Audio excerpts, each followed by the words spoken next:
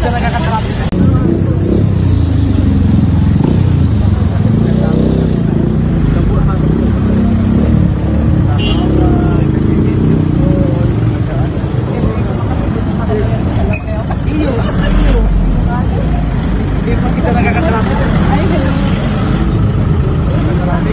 How was your first night in Italy?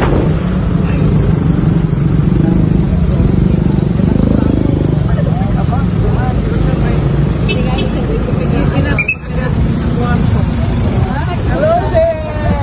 Thank you, thank you!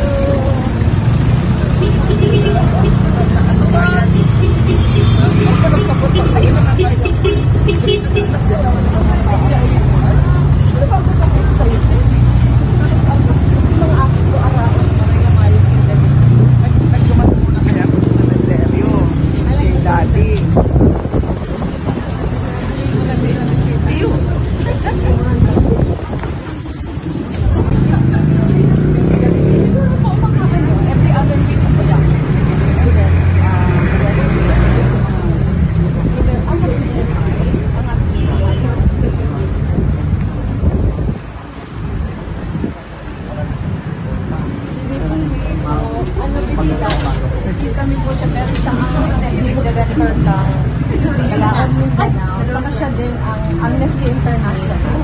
Tapos mga yung office po namin dito sa Joey Apat. Actually, hinihintay po namin yung offices na nakikita natin.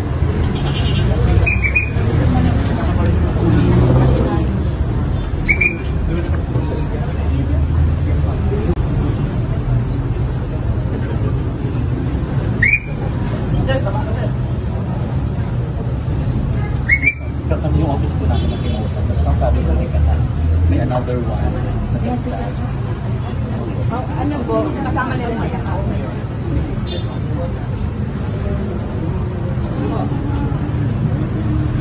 I'm happy to say so. Actually po, ngayon niya lang nalaman na padating ka. Kasi kadadating niya din lang for another event. Hindi po kita sa private. Hi, Sen. Yung last natin, nasa loob ka pa, binisita makita. Yes. Ay, sige. Mga staff po namin. Staff ni Congressman Gabby. Pasensya na mamisa siya. Bukas pa po dadating, kaya nga ano yun, very sorry na. Dear. Maraming salamat po sa mga tulong sa office. Hindi mo kami pinabayaan. True, sir. I-refer lang ka sa akin, siyempre. Yes po. Swerte namin na si Prince ang Yes. Sir Prince talaga, hindi nagpapabayaan. nag-ano po sila. Meron po silang training sa katabi natin. Hindi po tayo. So yung iba dito. Oh, sige, kayo naman naman. Dito kayo, sir. Sir, thank you. Catching up to do. Pardon? Dito. Sir, blooming ka na kami. Dapat sana pabalik na ako ngayon. So sabi ko sa kanya, hihintayin ko siya dito. So masaya ako na kahit napakatagal ng hustisya, nangyari din. Alam natin na mahabang panahon yung isinakripisyo. Maraming nawala na hindi na mababalik. Pero finally nakalabas na siya. Ma'am, everybody's asking what does this mean for the opposition? Nakita kayong dalawa na magkasama. Wala kami pinag-usapan na politika. Wala kami pinag-usapan na politika. Actually, halos lahat personal.